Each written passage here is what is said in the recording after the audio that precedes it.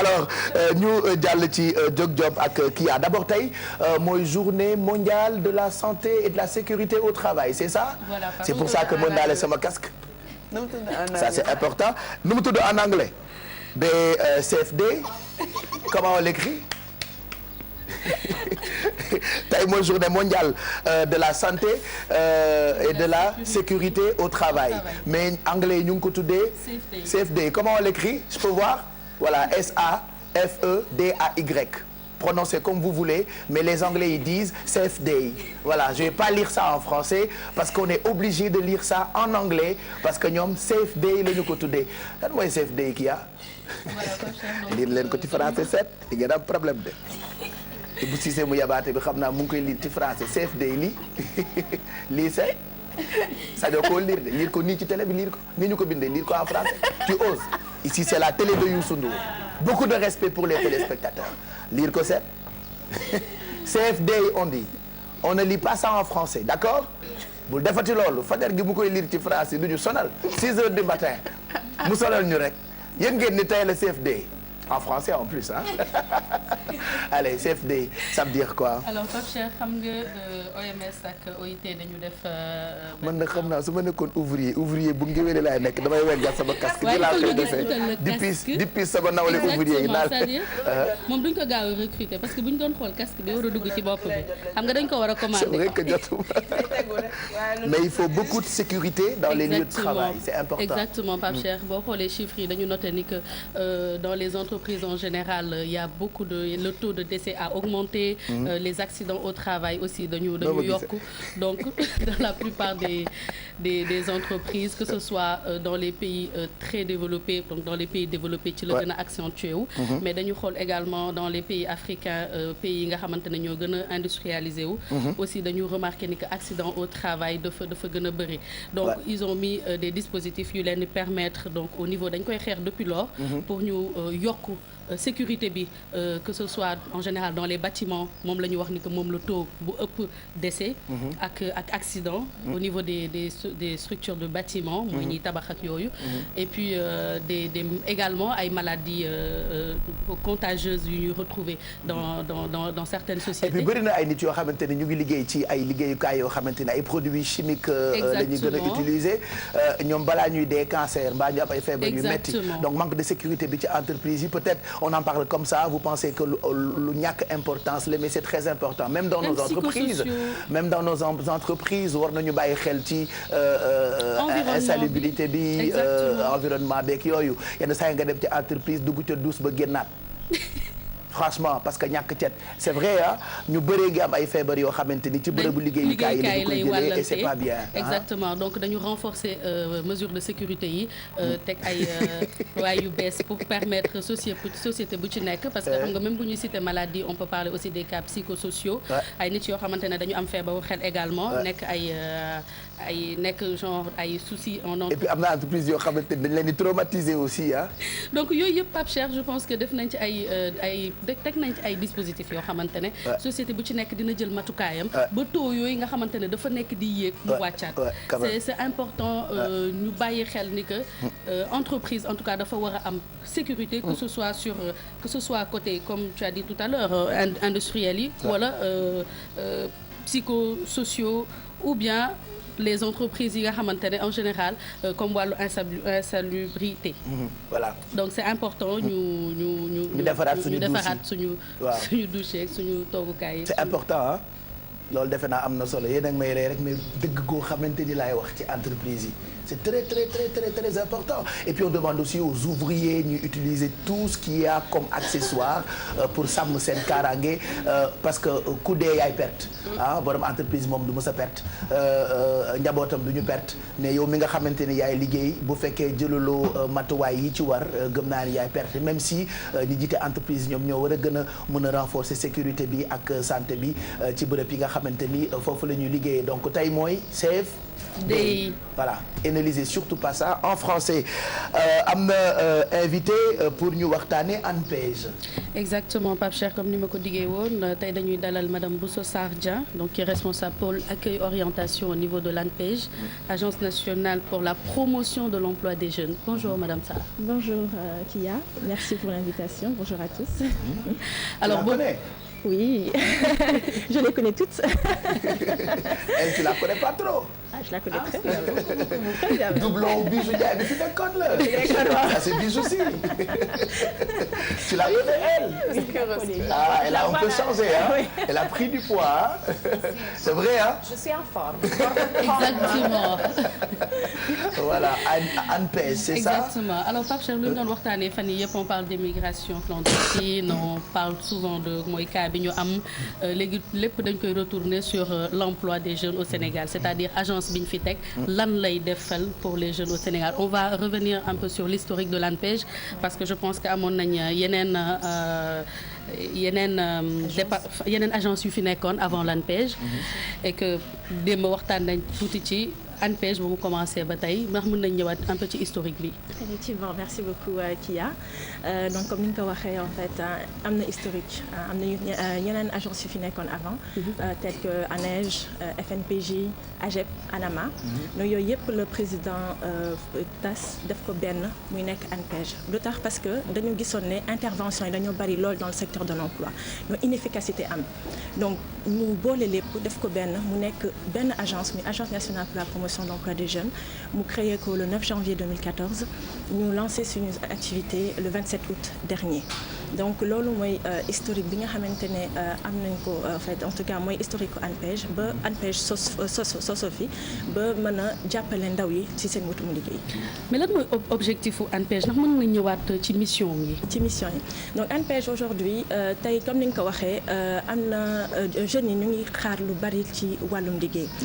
L'emploi des jeunes c'est un sacerdoce pour ça comme on dit ça nous notre slogan mooy un défi universel une priorité nationale partout dans le monde c'est un problème donc tey nos missions déjà première c'est de faciliter l'accès à l'information sur le marché du travail tey aujourd'hui jeune boo gis amuñu ils ont pas forcément les informations nécessaires même tey ANPEJ ñu bari xamuñu ko donc c'est l'objectif aujourd'hui c'est une occasion pour nous de présenter les services de l'ANPEJ une autre mission que nous avons c'est renforcer l'employabilité des jeunes aujourd'hui on a à travers les profils que nous recevons nous nous rendons compte que les profils sont beaucoup trop théoriques et pas assez pratiques. Là, les entreprises recherchent des compétences et qui ne sont pas forcément, qui restent très théoriques à l'école. Donc, sortant de l'école, elles ont malheureusement pas, les formations ne sont pas, comme on dit, la formation en alternance n'est pas du tout privilégiée dans le système éducatif au Sénégal. Donc, c'est pour cela que nous, l'ANPEJ, dans le renforcement de l'employabilité, nous avons pendant plusieurs mois, avant bien entendu le lancement des activités et jusqu'à présent, nous sommes à la recherche des partenaires pour pouvoir signer des conventions de stage, des conventions pour faciliter l'employabilité des jeunes.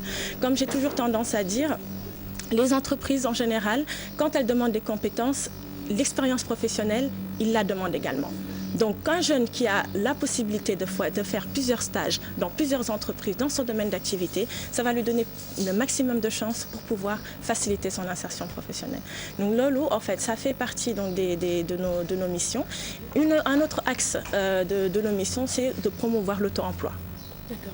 Donc on a, comme les statistiques le démontrent, on a quand même plus de 200 000 nouveaux demandeurs d'emploi qui arrivent sur le marché du travail. Chaque année ? Chaque année. Avec au plus 40 000 offres d'emploi salariés. Donc ce qui fait qu'on voit très vite le gap. Et au fur et à mesure, chaque année, loolu dafay yokk. Donc qu'est-ce qu'on a comme alternative? C'est de changer de paradigme, c'est d'être les demandeurs d'emploi deviennent des créateurs d'emploi en créant leurs propres entreprises. Aujourd'hui, on voit pas mal de jeunes qui ont des projets innovants. je sors de la semaine de la jeunesse qui avait été organisée par le ministère et l'ANPEJ avait justement la responsabilité d'organiser un forum économique justement et en mettant en exergue les projets innovants des jeunes de toutes les régions du Sénégal. Et on a eu, c'était le jour de la clôture, le 9 avril au Grand Théâtre, qui a été présidé par le président de la République et qui a eu lui-même l'occasion de voir les innovations de ces jeunes-là. Donc pour dire que les jeunes sénégalais sont très créatifs. lu ñu soxla mooy ku leen jàppale, ku leen déglu, ku leen mën a jàppale ba loolu mën a concrétiser. léegi Khadija dafa astafurlah Bousso xale yi dañu war di xam est-ce que bu ñu bëggee liggéey par exemple nga am métier ou pas da ngay ñëw directement ANPEJ ñu jox la liggéey wala nu muy demee. Non loolu en fait il faut que ñu clarifier ko. Souvent noonu lay clarifier ak jeunes yi. C'est-à-dire que nous ne sommes pas distributeurs d'emploi. PU ANPEJ dafa am solo promotion. D'accord. Nous faisons de la promotion de l'emploi. loolu lu muy tekki lu muy tekki mooy li ñuy def yan dispositif la ñuy may xale bi ba nga xamante ne dina mën a faciliter insertion professionnelle am. sànq maa ngi wax da ngeen koy mettre en rapport ak entreprise. Oui, exactement. Oui, on a un système. Enfin, nous au niveau de l'ANPEJ, on a déjà le pôle accueil orientation dont je suis la responsable, qui est donc la porte d'entrée de l'agence. Donc une fois donc déjà le dispositif c'est pour s'inscrire déjà au niveau de l'ANPEJ, il y a un numéro vert qui est le 800 800 600 ou par le site internet www.anpej.sn ou par mail accueil@anpej.sn ou directement au niveau de notre siège sur Bourguiba ou au niveau des CEDEPS, au niveau des régions.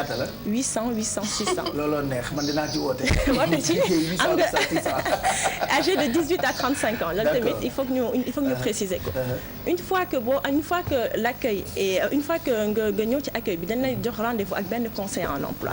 Comme li may wax à chaque fois faral di wax ce n'est pas une question de da ngay ñëw inscrire rek. yónnee sa CV mu jeex non. Il est important que ñu xam lan la jeune bi di jànkuwanteel. yan problème la am. quelles sont ses contraintes. moom ak conseiller en emploi bi ñu xool nan la ñu mën a lever contraintes yooyu. ba nga xamante ne dinañu mën a faciliter seen insertion professionnelle.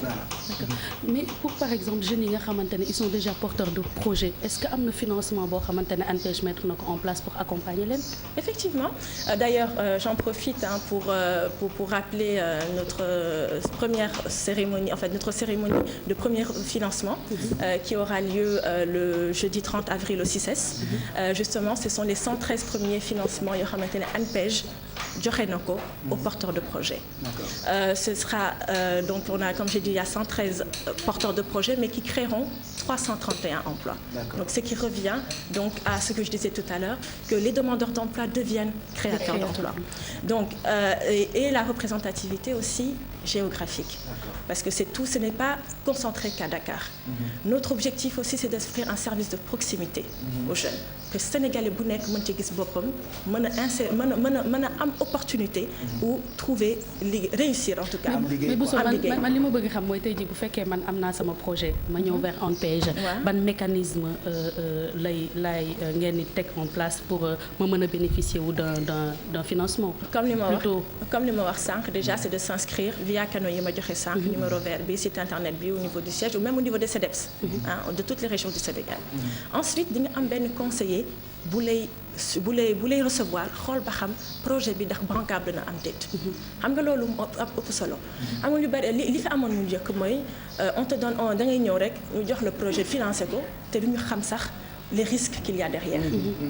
Loolu on a mis tout un mécanisme aujourd'hui qui permet non seulement en amont avec le conseil en auto-emploi et le demandeur de liggéey projet bi. Que le jeune soit impliqué dans le projet. Que toutes les étapes puissent être suivies. Que ce soit d'identification, l'idée de projet, que ce soit l'étude de marché, que ce soit la recherche de financement. Et le financement, donc nous, parce qu'il peut y avoir des projets qui vont au-delà des lignes de financement que nous avons mis en place. Donc dans ce cas-là tamit ñun dañ lay accompagner pour nga mën a bénéficier wu ci financement yooyu. Donc une fois que le projet en tout cas est finalisé avec le conseil en auto-emploi, il y a un comité de sélection au niveau de l'ANPEJ qui va valider, disons financièrement, le projet. Une fois que le projet est validé, il va à notre partenaire financier, qui est en l'occurrence CMS, puisque nous avons le fonds d'entrepreneuriat jeune. Et le CMS donc fait une validation avec le comité de pilotage de l'ANPEJ pour exécuter le financement. Donc c'est cette remise des financements, donc, comme j'ai dit, qui aura lieu le jeudi pour ces jeunes porteurs de projets. Donc c'est la procédure, une fois le temps d'instruction du dossier, entre le moment de la finalisation du dossier jusqu'au financement, ça peut prendre environ 3 mois. Je tiens à préciser aussi qu'on a une longue liste d'attente. Loolu moom ça on a quand même là depuis notre taux de chômage bu kat dafa yokk ñu bëgg liggéey te ñàkk koo bëri. et que ñëpp xaj nañ ci muy menuisier yi di tailleur yi képp koo xam ne pas forcément nit yu jàng am diplôme mais képp koo xamante ne am nga projet bëgg nga ubbi sa atelier je pense que nit yooyu également mën nañ ñëw ANPEJ ñëpp lañ fi nekk jotaay yu mel nii di communiquer pour xale yi xam ni am na quand même ay plan yoo xamante ni suñu ay njiit ñu ngi jéem teg nañu ko pour jéem jox ñëpp liggéey ñun tam suñu côté moo tax ñu indi jóg job pour tous les matins incité ku ci ne nga xamante ni li ñu war ñun ñëpp rek ndaw yi mooy jóg di job yi et voilà donc ANPEJ mu ngi fii et ñu ngi leen di gërëm.